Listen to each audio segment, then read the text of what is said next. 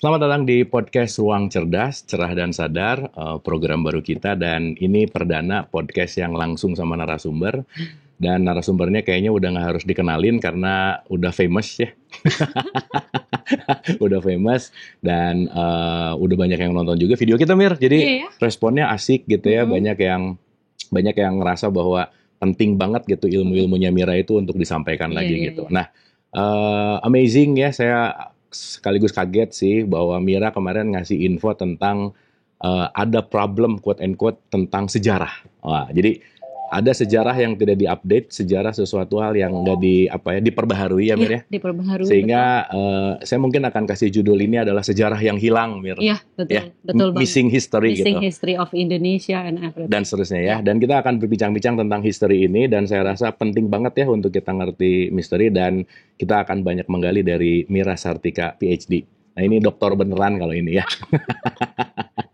Oke, Mir, kita mulai dari mana, Mir? Oke, gini Bu, jadi kemarin-kemarin kita bahas tentang genetika, cultural genetik gitu ya. Terus sebetulnya saya tuh ancient historian kan, ya semua juga tahu, Abu juga tahu bahwa saya S2-nya adalah ancient history. Ancient history, yes. Jadi sejarah kuno ya. Jadi ini belum pernah diangkat gitu. Dan setelah podcast yang Abu kemarin itu, saya diundang oleh Center for Young Scientists untuk membicarakan tentang sejarah.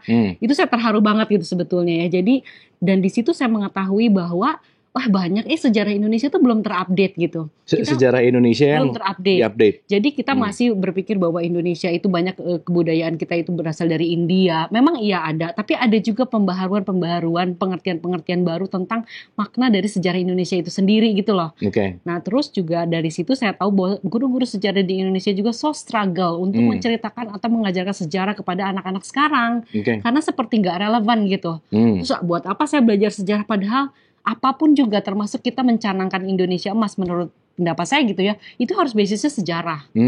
Karena China bisa seperti itu, Rusia bisa seperti itu, atau apapun itu basisnya sejarah. Balik lagi ke sejarah ya. They have 1000 history of sejarah gitu ya. Nah itu kita mau mencanangkan Indonesia emas.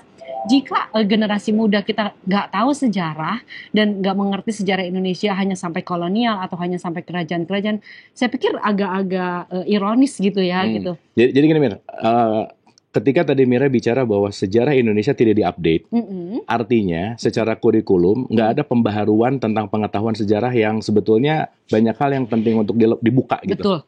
Betul. Oke. Jadi kayak terupdate misalnya ada lukisan tertua di Sulawesi Selatan gitu. Nah itu tuh bahwa membuktikan bahwa kita mungkin salah satu peradaban yang tertua juga. Di samping itu saya juga dulu kan ancient historian. Saya pernah membaca itu satu buku nama dari Condrey itu menulis bahwa ancient civilization itu come from the east. Back to the east. Itulah yang saya angkat di kemarin Center for Young Scientists Seminar. Mir cerita dulu, Center for Young Scientists Seminar, itu apa sih? Itu Ibu Monica mengundang saya itu untuk bicara tentang sejarah dan mengundang karena mereka akan menyiapkan lomba-lomba sains termasuk sejarah kepada anak-anak SMP dan SMA gitu loh. Nah di situ itu tuh yayasan, lembaga? Satu lembaga sih. Yang concernnya di sejarah? Nggak hanya di sajarah, semua sains. Nah Bu Monica mengundang saya khusus untuk sejarah. Karena katanya sejarah juga anak-anak dan guru-guru juga kesusahan untuk mengupdate sejarah-sejarah. Nah kemarin saya update juga dan dikaitkan dengan Indonesia emas gitu. Nah dari situ baru sekarang nih saya panggil Abu gitu ya, Bu ayo Bu kita podcast tentang sejarah. Because I think this is so important gitu ya. Yes, sangat penting banget. Saya juga nonton gitu ya podcastnya Bagus Mulyadi dari yang profesor dari Nottingham, assistant professor. Dia juga bicara tentang hal yang sama bahwa kita kehilangan sejarah kita. Dari mana sih sebenarnya sejarah Indonesia itu harus berawal? Nice, Mir. Nah, karena dari dulu ya sejarah bicara tentang raja, bicara tentang kolonial, betul. Muter-muter di tahunnya di Penegoro apalah gitu ya, tahun-tahun dan seterusnya yang mungkin Mira ada insight bahwa more than that. Karena saya mempelajari ancient history, justru sengaja saya tidak mempelajari yang modern history karena itu sudah tertulis kan. Nah yang ancient history ini nggak tertulis. Nah ini yang saya temukan banyak sekali tentang Indonesia sebetulnya, tapi dari peradaban lain. Jadi sebetulnya lebih netral sebetulnya kalau. Jadi maksudnya Mira ngelihat peradaban lain yang menceritakan tentang Indonesia. Let's start, Mir. Kita mulai dari mana? Jadi mulai dari civilization come from the east and back to the east itu dulu ya. Menurut saya itu penting. banyak juga penemuan-penemuan baru, entah itu misalnya belum betul atau masih fallacy gitu ya, tapi kita sebagai bangsa tuh harus punya kemauan gitu loh Bu, intinya. Punya kemauan untuk menelusuri itu gitu ya. Itu yang sebenarnya intinya di sini, bukan kita mau klaim tentang the origin atau ini kita nggak bicara benar salah dulu. Betul, aja ya. Tidak bicara benar salah, bukan tapi kemauan claiming dulu. Jadi tidak bicara tentang kemauan atau tentang kebenaran sejarah, tapi kemauan kita untuk mempelajari sejarah kita. Itu sih sebetulnya.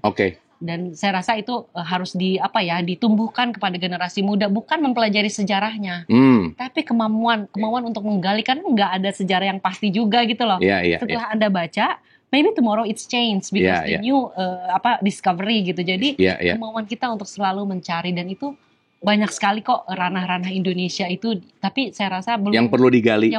Ya kita tahu bahwa pemenang itu pencipta sejarah kan, Mir. Betul nggak? Bahwa siapa yang menang dia mau rewriting sejarah betul nggak? Dia mau ngasih bumbu apa dan lain-lain. Tapi kan kalau kita ngelihatnya holistik, bahwa siapa yang menang ceritanya gimana, siapa yang against ceritanya di mana, dan mungkin kita akan bicara menimbang-nimbang dan lebih kepada kemauan kita untuk menggali gitu ya. Kemauan kita untuk menggali sejarah.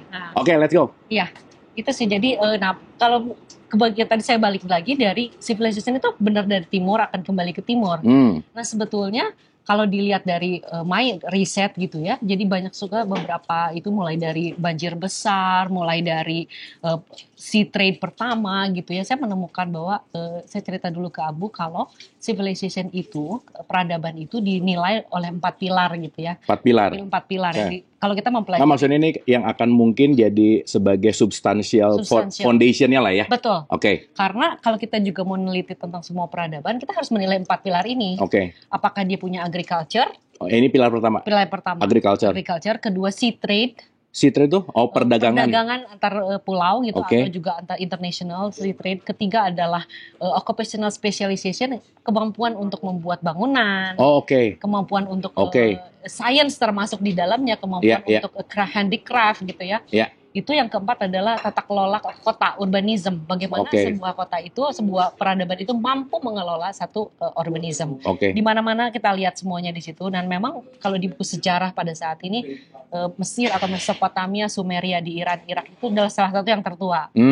Tapi Abu harus tahu bahwa mereka itu di dalam tulisan-tulisannya itu menuliskan bahwa mereka adalah survivor dari satu tempat. Berarti mereka pendatang. Kayak orang-orang ke Australia lah ya. Iya kayak kan? Orang-orang ke Australia. Nah, tentu kalau sebagai ancient historian kita pengen tahu dong, mereka datang dari mana ya, Bu? Itu mah udah kayak apa ya, udah naturally gitu. Jadi dia bukan memang lahir di situ, tinggal di situ, tapi dari somewhere. Mereka bicara bahwa mereka tuh survivor dari some event. Sumerian ini kita ngomongin. Sumerian, termasuk Egyptian juga. Egyptian dari Mesir. Jadi sebenarnya si piramid udah ada sebelumnya? Bukan udah ada sebelumnya, jadi mereka tuh orang-orang yang datang dari satu daerah yang ke piramid. Dan datang ke tempat itu. Nggak, piramidnya udah ada sebelumnya? Atau belum ada, mereka membangun itu. Membangun itu. Tapi orang-orangnya bukan asli dari situ. Mereka sendiri yang bilang gitu ya. Mereka misalnya ada berasal dari Pun. Nah memang ini, sejarah origin ini selalu dalam sejarawan itu ditulis dalam teka-teki gitu loh Bu. Nggak langsung di mana tempatnya, karena juga waktu kan era juga berbeda gitu ya. Nah ini membuat para sejarawan itu menarik gitu ya. Maksudnya ini sebetulnya mereka dari mana? Even bangsa Maya aja tuh bilang mereka dari barat misalnya gitu kan. Terus kalau bangsa itu dari timur. Nah seperti itu. Nah saya akhirnya menelaah gitu pada saat disertasi saya atau tesis saya S2. Sebetulnya mereka tuh datang dari mana dan kesamaannya di mana antara mereka. S2 S3 tuh linear? Mir? Oh enggak, saya S2-nya ancient kan? S3-nya? S3-nya genetik. Yes, genetik. Jadi setelah itu baru. Tapi base dari research si genetik itu ada sejarah. Ya, sejarahnya dari, jadi maksudnya penelitian Mira S2 ini diambil genetiknya di S3 gitu? Iya. Jadi relate kan? Relate. Jadi sudah ada genetik, saya ambil sedikit waktu menelusuri sejarah ini. Jadi basis saya ada linguistik termasuk genetik. Nah, tapi genetiknya kurang dalam, akhirnya saya ke S3 ngambil genetik memperdalam. Gitu. Supaya benar-benar base ke roots-nya banget gitu. Genetiknya tuh gimana gitu ya. Abu tadi kan banyak orang bilang kalau pemenang adalah yang bisa menuliskan sejarah. Kalau genetik tuh nggak bisa. Nggak bisa karena itu ya netral. Mau siapa yang nulis, genetiknya gitu ya. Genetiknya begitu. Jadi itu yang sekarang makanya sebetulnya lebih enak untuk mengangkat sejarah karena lebih netral. Bukan masalah yang menang yang kalah. Kalau dulu sangat betul Abu sangat ada perang Nazi pun juga itu karena mereka mengangkat sejarah sejarah juga dengan perspektif yang salah, kayak claiming bahwa Arya itu adalah bangsa terbesar gitu segala macam. Itu pakai sejarah juga mereka. So sejarah sebetulnya memang bisa dipakai untuk dua kekuatan itu apapun juga gitu. Tetapi Mir, ini jadi inline sama apa yang Abu geluti juga ya. Storytelling is everything ya. It's everything. Ya, edan ya. Iya. Storytelling ya. Storytelling is everything. Jadi itu nempel banget di even Abu lucu maksudnya pada saat banjir besar itu Bu. Itu tuh benar-benar diceritakan secara storytelling. Tapi sejak kejadian itu sampai hari ini itu masih tertulis dan masih diingat manusia. Kebayang nggak kuatnya storytelling kejadian yang berapa ribu tahun lalu kita masih ngomongin karena the power of storytelling. Oke, nice. Dan itu bukan hanya di satu peradaban. Nice. Jadi di Mesir juga ada, di Sumeria juga ada. Jadi itu kekuatan storytelling dan di sini kita sekarang menceritakan juga storytelling. Yes. This is the storytelling of Indonesia gitu ya. Makanya dari situ saya sebenarnya cuma sedikit aja sih yang saya mau ini. Jadi intinya dengar aja dulu lah ya. Dengar aja jangan komen dulu ya. Dengar aja dulu ya. Dengar aja dan semoga bisa membuka juga sih sebetulnya. Oke. Satu tuh sebetulnya kita tuh jarang sekali mengkaitkan kebudayaan kita dan kebudayaan luar gitu ya. Itu comparison. Sebetulnya bukan comparison untuk apa-apa, tapi bahwa kita mencari bahwa ada nggak sih jejak-jejak nenek moyang kita di tempat lain. Itu soalnya kalau saya sih sebenarnya ada dua dalam mempelajari sejarah itu. Positioning and navigating. Sejarah itu membuat kita tahu posisi kita. Dan kedua, kita menavigate diri kita, bangsa Indonesia ini mau kemana. Without that, mau Indonesia emas, mau apa, kayak nggak bisa gitu. Mau emas, mau cemas ya.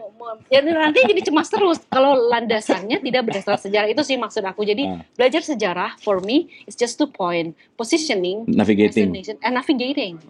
Udah itu aja gitu. Nah, navigating ini tadi landasannya.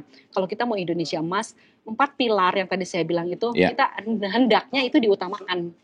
Siapapun nanti pemerintahannya, siapapun nanti yang akan memimpin negara ini, itulah namanya peradaban. Jadi civilization based on 4 pilar tadi. 4 pilar itu. Agriculture ya kaitannya sama apa namanya? Ketahanan pangan kan? Iya, ketahanan pangan. Terus yang kedua trade, perdagangan luar negeri, international business dong. Of course kita nggak bisa hidup sendiri kan? Iya, itu ada circumstances bisnisnya ya. Nah kedua, craft tadi. Craft itu untuk adalah bangunan kemampuan, skill kan, skill setiap manusianya atau SDM, sumber daya manusia.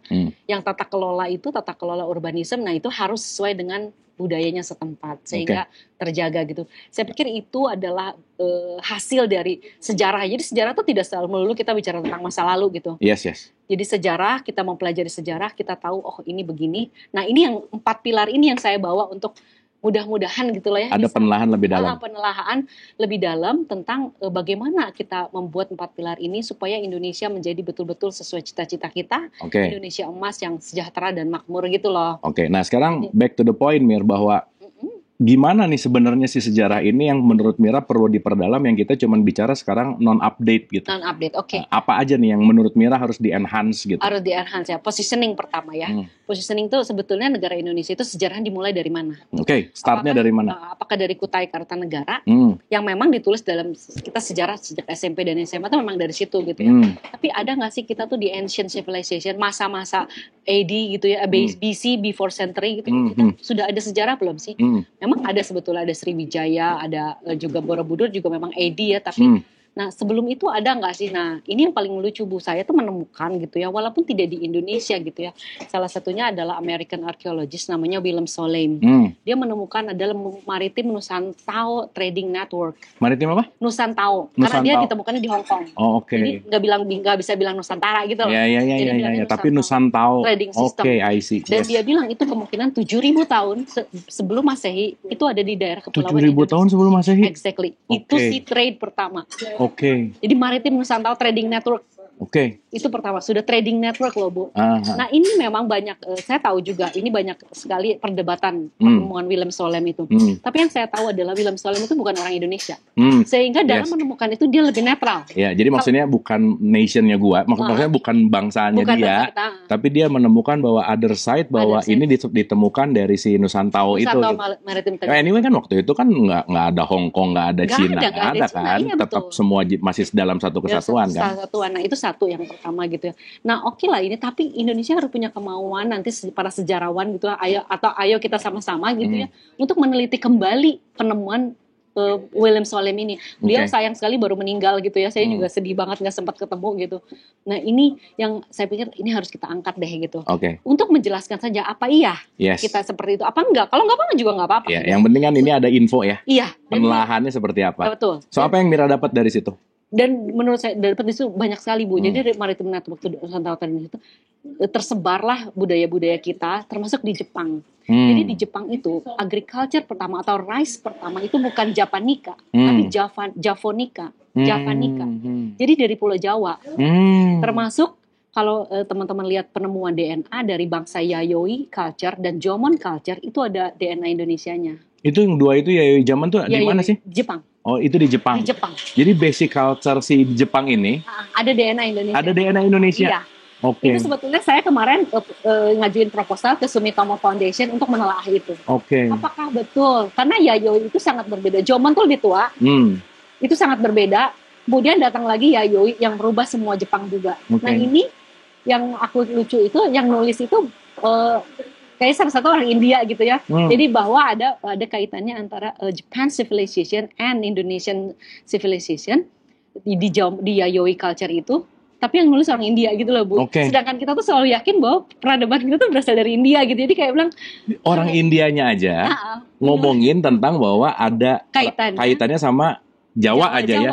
Di Jepang itu ada kaitan dengan Jawa. Itu yang pertama ya. Ini baru tahu juga sih. Kan makanya saya bilang ini harus diupdate tuh ini. Lah ini hanya segelintir, tapi ini ditemukan oleh scientific kok, oleh science gitu. And we have to kita punya nalaah dan itu untuk menelaah kembali.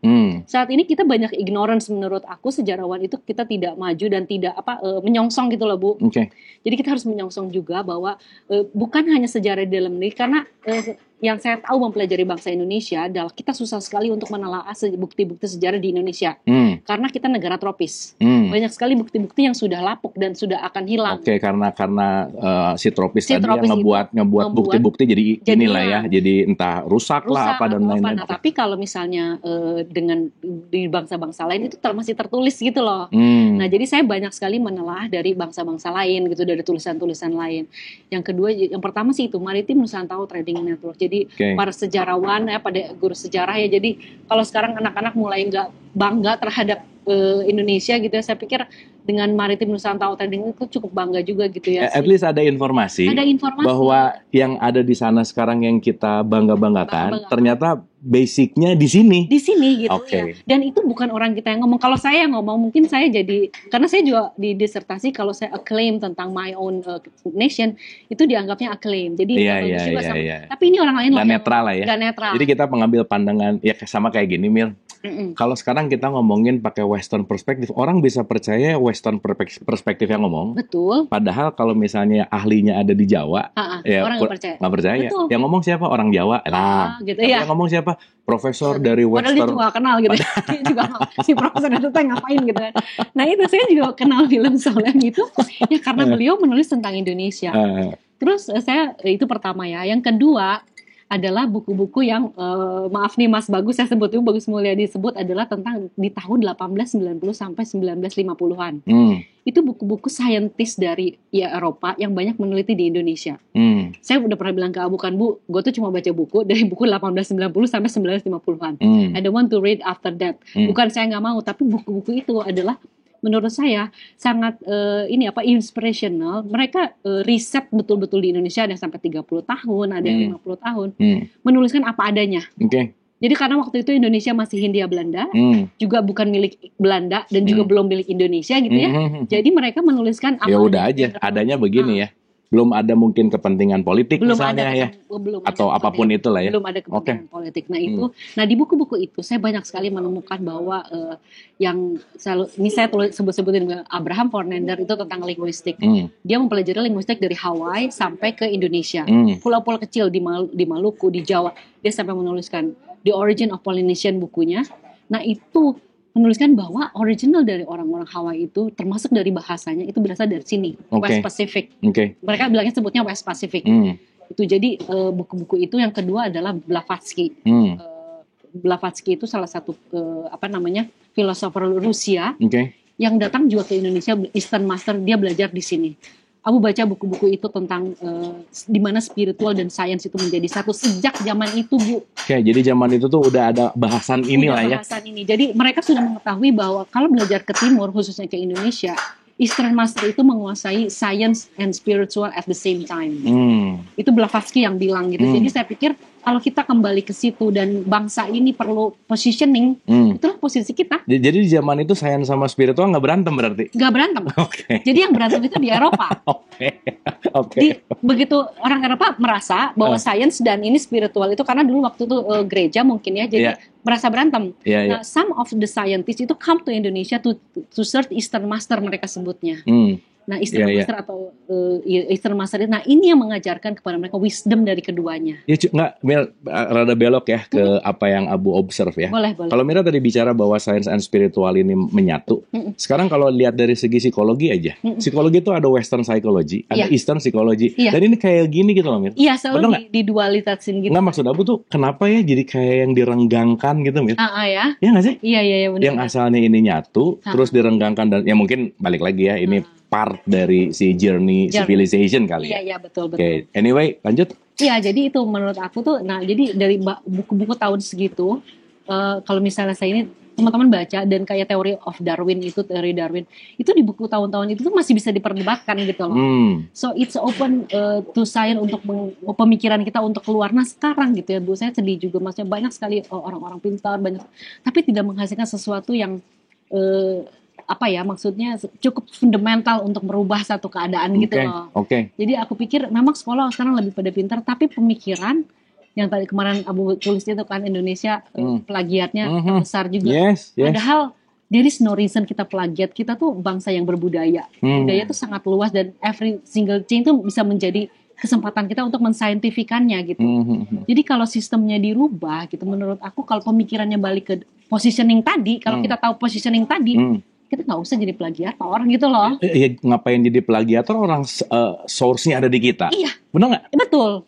Itu makanya jadi kesalahannya bukan di kenapa kita jadi plagiator jadinya sekarang gitu, tapi kemarin saya juga ini baca buku di itu bukan ada WA group di genetik kan SHG, bahwa banyak sekali universitas di Indonesia yang diputus oleh Scopus itunya secara researchnya. Iya, karena banyak plagiat. Iya sih. Atau tidak qualified. Kayaknya itu udah mendunia beritanya. Iya, makanya kan dari situ sebetulnya kesalahannya bukan masalah kita bisa menulis atau enggak, tapi perspektif menurut saya. We don't know our position and so we cannot navigating di mana kita sebetulnya. Iya. Makanya saya bilang satu-satunya benar semua orang gitu ya. Benar juga Endgame kemarin yang diangkat Pak Gita, bahwa memang back to the history. And what is our history gitu ya. Dari sejak zaman Kutai kah? Dari sejak zaman apa gitu loh. Nah kalau sekarang ada penemuan maritim Nusantara Trading Method, why kita tidak menelaahnya juga lebih dalam gitu. Oke lah, itu memang mungkin belum betul. Tapi sebagai bangsa Indonesia dan dia menceritakan tentang bangsa kita, loh Boya, kenapa kita nggak sambut gitu? Itu tuh di ahli-ahli sejarah kita nggak ada yang deep research, Mir? Belum ada. Tentang maritim Nusantara Trading itu belum ada. Yang saya tahu itu ada salah satu Pak Taufik itu ya di Jogja ya. Beliau juga menceritakan tentang itu, tapi banyak sekali ditentang. Sebenarnya bukan pertentangan, tapi we have to try retrace lagi gitu loh. Itu sebetulnya. Yang tadi juga termasuk Yayoi dan di Jepang itu. Di Jepang ada Zaman Culture dan Yayoi itu, apakah betul dia mempunyai DNA Indonesia gitu kan. Jadi kita belum masuk ke dalam inti-inti riset dari dunia. Itu sih intinya sih. Oke. Nah sekarang mungkin kan yang kita pengen angkat adalah bagaimana kita at least ada proudnya dulu lah ya. Iya betul. Intinya dulu itu dulu. Maksudnya at least ada satu perspektif dari Western kah atau dari outside-nya kita yang ngomong tentang kita. Jadi tadi bicara bahwa Jepang dan seterusnya ternyata dari Java gitu. Betul. Terus yang menurut Mira sangat fundamental banget yang kita tuh sama sekali nggak tahu. Ini Abu juga kaget-kaget ya Mira ngomong gini. Oh iya. Nah, what next Mira? Apalagi yang Mira bisa bikin kita surprise tentang fakta yang Mira temukan dalam disertasi Mira di doktoral Mira ini. Apalagi nih? Nah, salah satu yang terakhir itu dari genetik sih ya. Genetik itu di Amerika, bahwa yang datang ke Amerika pertama itu memang dari East Asia, dia bilangnya East Asia, tapi sebetulnya dari Southeast Asia gitu. Itu salah satu. Jadi sejauh itu loh sebetulnya perkembangan dari sejarah Indonesia. Makanya kan kita bilang tadi tentang updating kan. Jadi updating sejarah Indonesia enggak cuma sampai Kerajaan Kutai kok, enggak cuma sampai Sriwijaya. Sejauh itu pertama ada Maritim Nusantara, terus kalau ada prehistory. Ya, maksudnya masih jauh dari sebelum ini tuh memang udah ada yang jarang diceritain gitu ya. Okay. Nah sekarang itu lewat genetik, lewat berbagai macam riset, itu kebuka dengan sendirinya. Makanya kata Abu tadi, karena udah banyak toolsnya, tidak bukan lagi pemenang yang menentukan sejarah. Iya, genetiknya bukti kok. Bukti bisa genetik, bisa juga tadi dengan tulisan-tulisan itu gitu kan, atau dengan carbon dating. Jadi, nah ini maksudnya saya tuh kita harus sudah mulai meyakini bahwa sejarah kita itu nggak sampai dari Kutai Kartanegara. Tidak itu dulu lah ya. Itu dulu deh. Oke. Terus emang sekarang semua sejarah start selalu dari Kutai Kartanegara? Kalau di buku ya. Di buku sejarah sekolah. Boleh nanti kita tanya sama. Sampai sekarang? Iya sampai sekarang. Iya dulu kan SD gitu. Sampai sekarang. Iya makanya saya bilang ini perlu updating nih. Terus yang penemuan di gua tulisan dinding pertama juga itu kan dari Indonesia, itu 50.000 tahun bahkan mundur lagi. Nah itu tuh kayaknya belum masuk ke dalam sejarah. Saya pernah ikut course-nya gitu ya tentang rock art itu dari seluruh dunia Bu, dan Indonesia memang paling tua. Jadi itu keren banget gitu, maksud saya bilang ini harusnya sudah mulai ya saya harap juga nggak tahu ya ada satu bidang atau ada satu badan yang updatingnya tuh cukup cepat gitu loh. Entah nanti di bidang di kementerian apa gitu ya, tapi ya, pendidikan lah. Ya Kementerian Pendidikan, cuma di bidang apa dia mengupdate-nya. Emang Kementerian Pendidikan nggak ada specific division history gitu? Nah saya nggak tahu, tapi struktur bagaimana dia dari penemuan ini dimasukkan ke kurikulum, nah ini kan intinya kan. Jadi apakah dia perlu verifikasi dulu, setelah verifikasi berapa lama baru ini bisa dimasukkan, diajarkan kepada anak-anak muda itu. Nah inilah saya pikir struktur ini yang harus ada, karena history akan updating setiap saat, apalagi Indonesia. Jadi di sini bukan untuk mengajarkan gak sama sekali ya jauh, juga bukan untuk mengklaim bahwa Indonesia is the best. It's not about that. It's about system. It's about kemauan kita untuk selalu mengupdate sejarah kita. Itu aja sih sebetulnya sih yang ingin kita disampaikan gitu, supaya kita nggak mati dan kita nggak kehilangan sejarah tadi itu. Mir, mungkin kita tarik ke gini, assumption aja, kita ngomong asumsi ya, namanya juga asumsi kan subjektif lah ya. Kita tahu bahwa kebanyakan itu pertama datangnya civilization itu dari mana? Afrika misalnya? Atau dari mana? Bukan civilization, manusia pertama sejauh ini ditemukannya dari Afrika. Manusia pertama kan? Itu yang Abu tahu juga bahwa startingnya dari situ. Sekarang pertanyaannya, kalaupun itu terjadi, apakah ada kontra teori bahwa ternyata ini ada yang mundur jauh dan mungkin ujung-ujungnya adanya di Nusantara gitu? Banyak sih Bu sebetulnya, tapi kan sekali lagi konsensus ya. Konsensus pada saat ini masih dari Afrika. Jadi penemuan itu, konsensus itu ditentukan dengan adanya bukti. Jadi kalau belum ada bukti belum bisa Pasti. Tapi beberapa kayak Homo floresiensis gitu ya di Flores itu udah salah satu yang tertua sih. Dan itu si Afrika sama si Flores itu jauh. Hampir sama tuanya. Jadi di sana hidup sendiri, di sini juga sudah ada. Dan ini long lasting gitu loh, maksudnya dia tidak punah walaupun Homo sapiens sudah ada. Even sampai sekarang, kemarin saya baru ada lagi penemuan bahwa ada yang lebih kecil dari Hobbit. Jadi dia Hobbit itu 110 cm, dia 1 meter. Dan itu ketemunya di Flores juga gitu. Nah ini Mira ketemu langsung?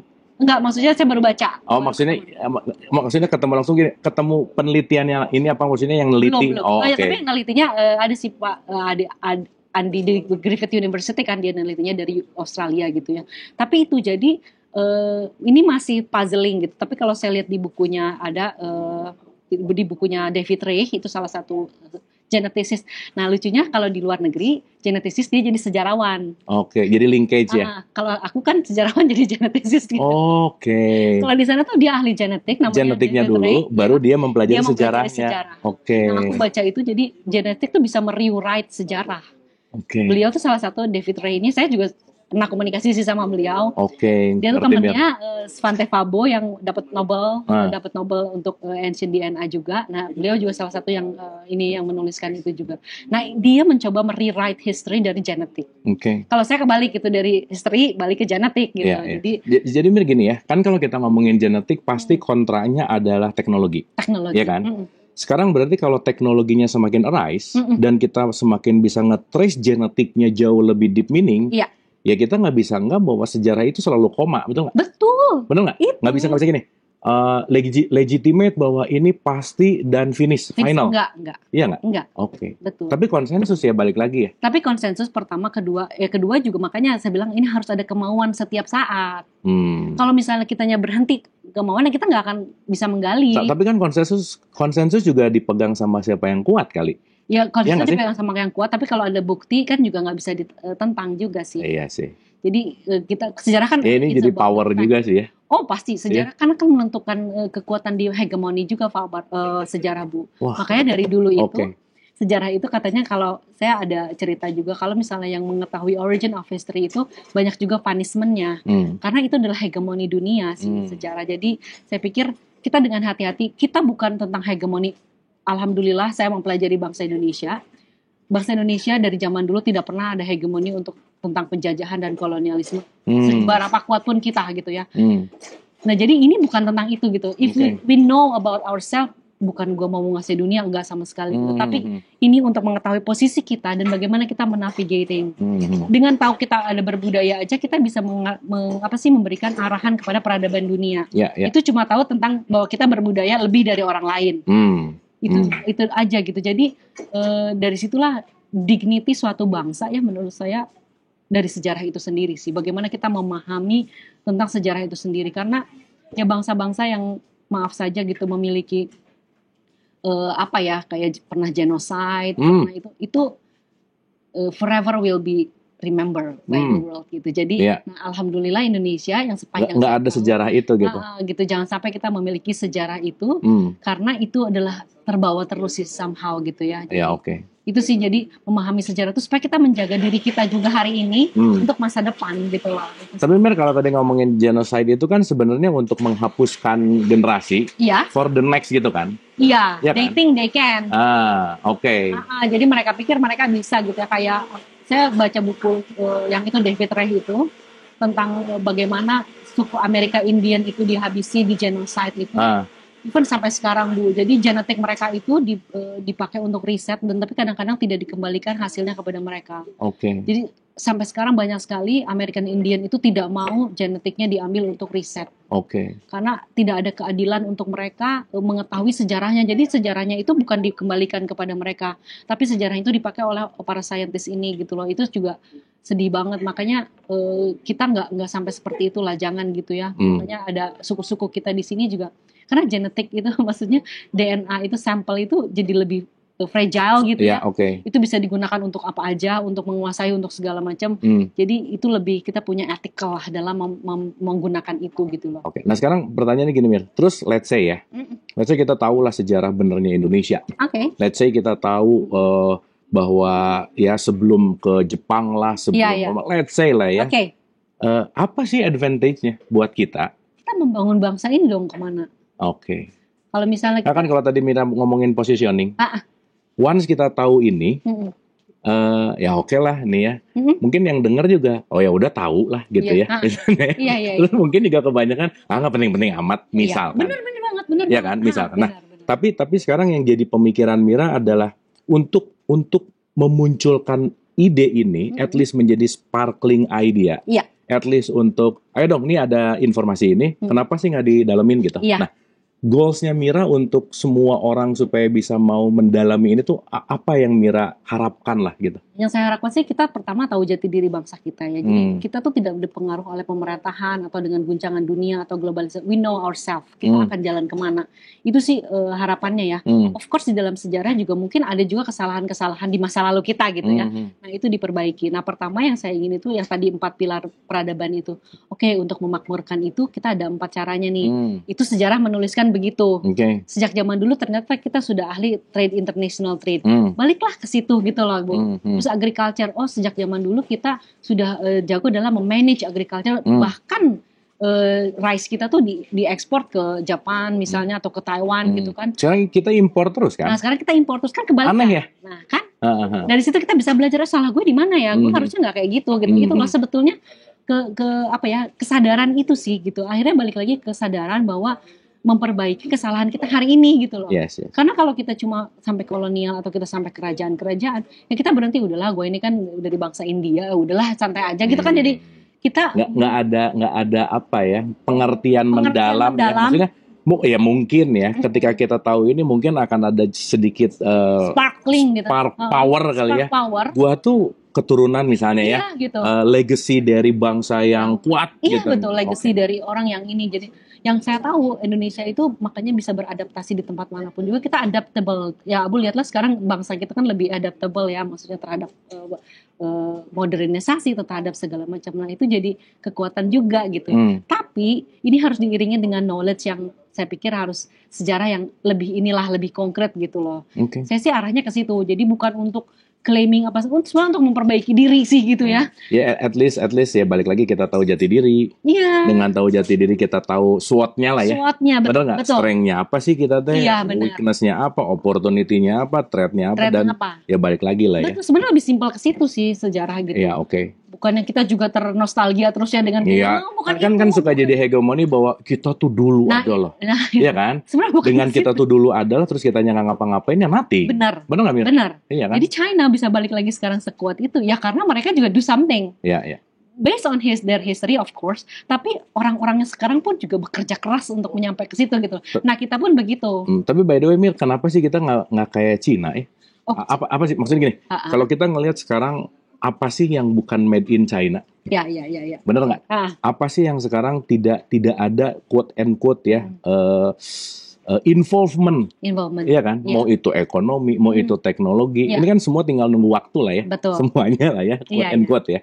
Nah, maksud Abu adalah kelemahan bangsa kita ini kenapa sih nggak bisa maju gitu sih Mir? Iya sebetulnya karena kita selalu chasing other countries, kita tidak chasing diri kita sendiri. Asik, nice, bener. Kita mau jadi teknologi yang kayak ini, kita mau jadi nggak usah lah, kita kan punya budaya.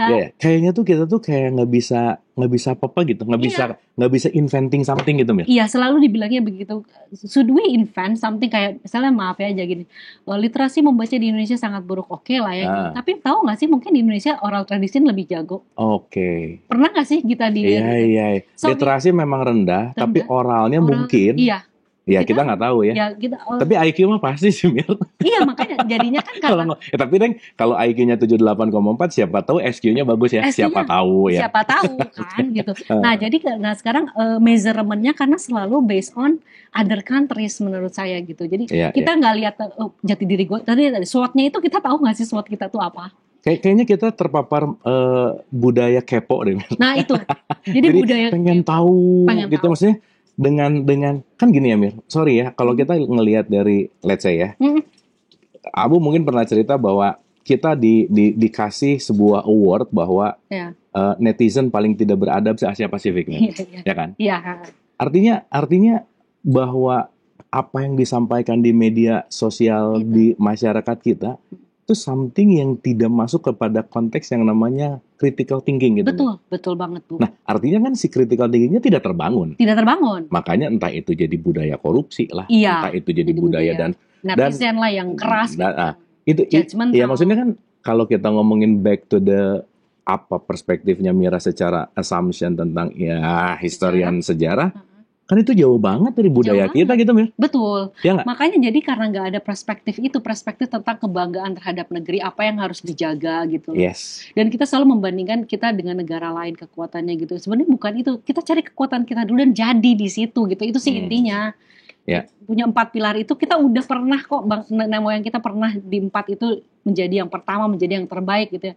So why we not come back to itu dulu gitu. Ya kayak kita pernah ngobrol tentang Gunung Padang misalnya. Iya, Gunung kan Padang. Maksudnya itu sesuatu ya. Maksudnya itu sesuatu kalau dari 4 pilar itu kan masuk ke si tata kota bahwa itu adalah sebuah karya di mana dibuat ya betul. Meskipun masih perdebatannya apakah itu alamiah atau buatan, tapi bahwa kita tuh pernah punya superhero yang keren gitu loh Mir. Iya, palingnya kita terdahulu lah gitu ya. Terdahulu. Jadi kalau kata Abu bilang SQ atau terus jadinya jadi IQ-nya kita rendah gitu. Nah, karena kita tidak dipotensikan sesuai dengan jejernya gitu loh, Bu. Iya. Kalau sekarang Mira lihat deh di meme-meme ya. Iya. Kalau komen ada apa, tulisan langsung SDM rendah. Iya. SDM rendah. Nah, karena bukan sebenarnya menurut aku bukan SDM-nya rendah, tapi kita dijelin dengan sesuatu yang bukan akar kita gitu loh Bu. dipaksa keluar dari akarnya. Dipaksa keluar dari akar. Ya mungkin akar kita adalah ahli dalam agriculture, tapi dipaksa untuk bikin roket misalnya. Iya gitu. Iya kan? Iya. Jadi udah gak usah jauh-jauh, bukannya kita tidak mau chasing negara lain, tapi kita harus tahu dulu kekuatan kita. Kekuatan kita di kebudayaan. Kebudayaan ini orang lain punya nggak? Nggak punya. We just sit in that. Jadi saya ngajar di manajemen lintas budaya ya, saya bilang kalau kita ada di satu international project, ada orang Jerman, ada orang Inggris, ada orang Cina, terus ada orang Indonesia. Ini kita mau bikin misalnya windmill di Afrika. Kita mau di posisi apa? Masa kita mau create mesin kayak orang Jerman, jelas nggak bisa. Kita mau jago bisnis kayak orang Cina, ya nggak bisa. Itu memang sudah mereka jajarnya. Atau kita mau jago financing kayak orang Inggris, nggak bisa. Gimana kita? Kita bisa menjembatani antara pembicaraan kita sebagai manusia ke orang Afrika. Itulah kekuatan kita. Jadi so be in that point gitu. Karena dunia juga butuh. Kalau kita lari-lari kemana ke tempat orang lain, ya nggak akan bisa gitu. Ya balik lagi mungkin kalau pakai bahasa yang simpelnya bahwa kita kehilangan passion budaya kita kali ya. Betul. Ya, Mil? Itu betul. Nggak tahu passion si budaya kita tuh apa gitu ya. Betul. Jadi kayak bicara tentang itu juga, makanya saya bilang gimana cara numbuhin passion itu kembali. Sejarah. Tapi bingungnya start dari mana? Ini teh.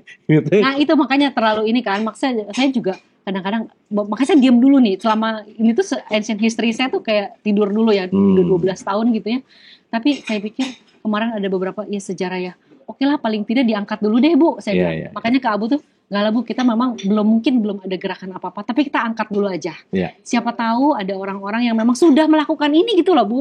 Kita kan nggak tahu ya. Mungkin banyak orang juga. Ya mungkin yang udah circle-circle kecil. Yang gitu, sudah dan mungkin dengan terkoneksi sejarah, seperti ini gitu ya. Mungkin Abu ya kalau yang udah meneliti sejarah gitu ya, biar Abu angkat juga. Ini saya cuma sebetulnya hanya stimulus aja sih gitu. Supaya yang udah mengangkat tentang sejarah Indonesia. Yuk kita ngumpul and we do something. Yes.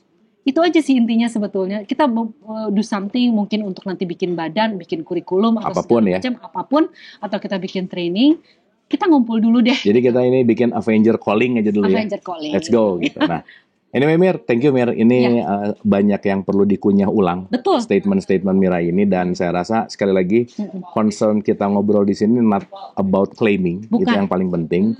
Bukan berbicara bahwa kita mau meninggikan si sejarah kita untuk merendahkan apa enggak, tetapi ada loh idea-idea atau informasi-informasi yang kenapa sih kita nggak punya keinginan untuk mendalami gitu. Betul. Yang kita nggak pernah tahu ya, bahwa apakah ini benar atau tidak gitu. Tapi at least we try. Kita benar-benar mau punya effort untuk mendalami lagi kembali kepada si roots culture kita. Gitu. Oke. Dan kita nggak kehilangan passion di situ. Gitu. Oke. Nah, menurut Mira problem solving kita bicara nih Mir. First step Mir untuk kita let's say ya Abu sih mikirnya tetap di pendidikan ya. Iya. Karena topik-topik sejarah gini ya, kalau ada yang ikutan topik sejarah yang datang nggak akan banyak kayaknya. Betul ya. Karena nggak ya beda kayak kalau ada orang bikin 7 hari jadi kaya, 7 jam jadi kaya gitu. Itu kayaknya banyak yang daftar. Nyegik, nggak bisa lah. Nah nyegik kita harus bahas Mir. Itu nyegik culture mana ya? Kok bisa jadi nyegik ya? Oh itu seru loh itu. Secara genetik itu seru juga. Nanti kita bahas lah ya. Kita bahas cultural genetik nyegik gitu ya. Itu bagus sih. Anyway Mir, first step Mir. Yang dalam perspektif Mira bahwa apa dulu nih yang harus diberesin? Yang harus diberesin sebetulnya kita gathering dulu deh. Jadi ada satu perkumpulan sejarah atau apapun juga. Sebetulnya kita kayak rembuk nasional gitu loh. Rembuk nasional. Saya sebetulnya pengen lebih jauh sih ya, bagaimana sejarah itu menjadi fondasi dalam Indonesia emas. Tapi nggak bisa divaltuasikan oleh saya sendiri. Pasti. So kita rembuk dulu. Nah makanya kan kita kasih ide ke Abu ya untuk buat dong seminar nasional tentang sejarah ini. Oh ya, anyway teman-teman, kita lagi berencana mau membuat seminar sejarah nasional yang nanti mungkin akan linkage lah ya, mengundang para ahli, dan ini kita bicaranya internasional kali ya Mir? Internasional boleh, saya ngundang beberapa teman saya juga, tapi nasional pun juga cukup ini. Oke sih, ya bertahap lah ya. Tapi at least nggak tahu nih, karena ini relate banget sama program Ruang Cerdas gitu ya, bahwa kemarin waktu Mira bilang bahwa guru-guru sejarah di Indonesia nggak update, waduh langsung deg-degan, bukan deg-degan ya, maksudnya gemes gitu. Kasihan gitu. Ya kita penting untuk membuka wawasan tentang itu gitu. Jadi teman-teman tunggu info berikutnya karena kita lagi merancang untuk membuat seminar sejarah nasional aja ya. Iya gitu. Oke, offline ya kita bikin. Offline nih. Jadi ini tuh sebenarnya cuma pembuka aja sih gitu. Nanti mungkin lebih saintifik, lebih kita juga terstruktur ya pembicaraannya. Mungkin di seminar itu gitu. Kita juga undang beberapa ahli sejarah yang memang bisa memaparkan apa sih sebetulnya gitu. Sudah sejauh mana sejarah Indonesia ini. Dan itu sih saya pikir langkah pertama adalah kita gathering tadi. Dan ini jadi keingatan ya, kemarin tuh ada salah satu follower TikTok, dia tuh lama di museum ya. Oke. Dan kunjungan ke museum di kita tuh kan kurang oke. Oke, karena makanya orang bisa ke mall kan. Maksudnya relate ke ya Abu waktu ke London, wah Museum of London tuh gimana banget gitu. Cuman ya balik lagi bahwa kayaknya memang kita punya salah satu tabiat untuk cuek sama history sini. Nah itu makanya harus dibangun. Dibikin budaya cuek gitu. Iya. Supaya nggak bangun gitu. Iya. Karena cuek tuh kenapa Bu? Kadang-kadang saya melihat juga karena bahasanya itu sejauh kolonial. Boring kali ya? Nah, kalau kita coba jauh ke kebanggaan gitu, Cina itu kan sejarahnya juga jauh juga gitu kan. Rusia juga sama gitu kan. Nah, jadi kalau kita bawa mungkin ke sejarah aslinya kita, itu saya rasa nggak akan ada yang cuek. Tapi Mir sejujurnya ya, ini mah jujur Mir. Dulu waktu SMA pelajaran sejarah emang malas, Malas kan? Maksudnya? Ya gitu, ya, gitu. Pasti kan kita menghafal nanti tahun 1820 nanti ada Penogoro. Jadi cuman hafalan tentang tahunnya, tokohnya, tapi fundamental yang mungkin juga baru kepikirannya sekarang ya. Dulu mah enggak kali ya. Tapi maksudnya setelah dipikir-pikir lagi, kita tuh benar-benar nggak pernah dikasih the way of thinkingnya gitu. Betul. Tapi dikasih padatannya, yang seakan-akan si padatannya itu udah nggak ada lagi perspektif lain. Nah itu jadi kayak dogma kan? Dogma. Itu. Jadi semua permasalahan dimanapun dogma ya. Iya. Jadi kita sejarah itu juga bukan dogma. Makanya saya mengajak di sini, yuk kita pecahin nih dogma ini satu-satu gitu loh. Sama-sama, bukan cuma ini aja gitu. Nah, pertama mungkin Abu bagus juga bikin ruang cerdas, sehingga di sini mungkin nanti ada satu sisipan tentang sejarah yang continue gitu.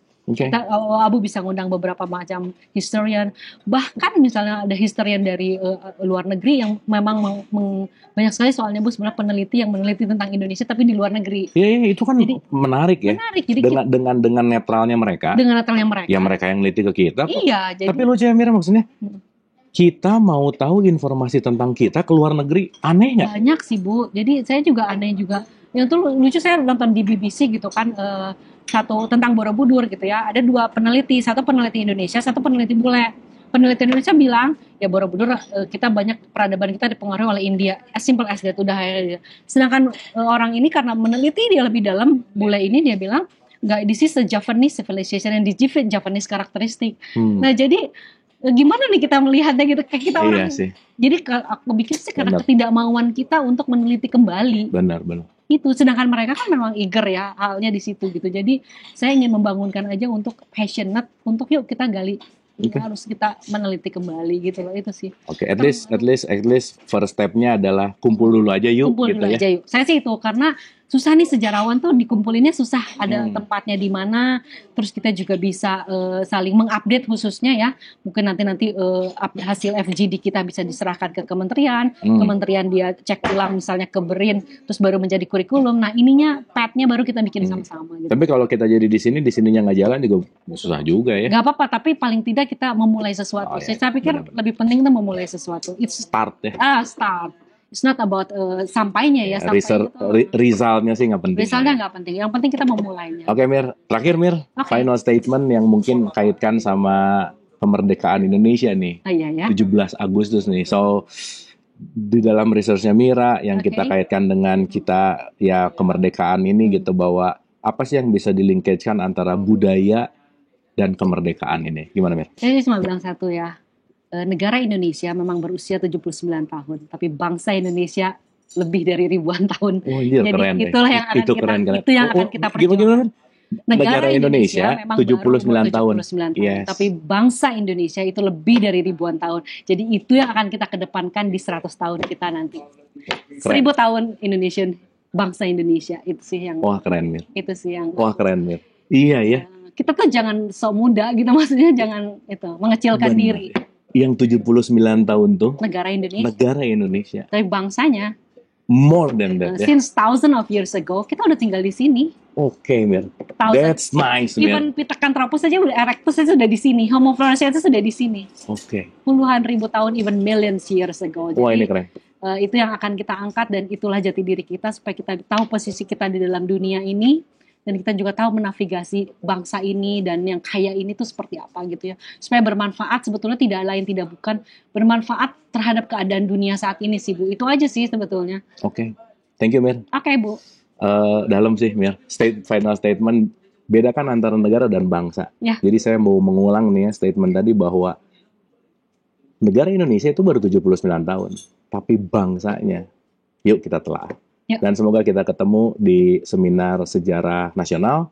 Waktu dan tempat nanti kita akan umumkan. Ya. Dan semoga yang menyaksikan ini, apalagi yang concern kepada sejarah, guru-guru sejarah, juga boleh komen gitu ya. Siapa tahu kita bisa bertukar pikiran dan kita bisa sama-sama untuk mencari jati diri bangsa kita yang bukan 79 tahun. Ya. Terima kasih, sampai jumpa. Ya, terima kasih Bu.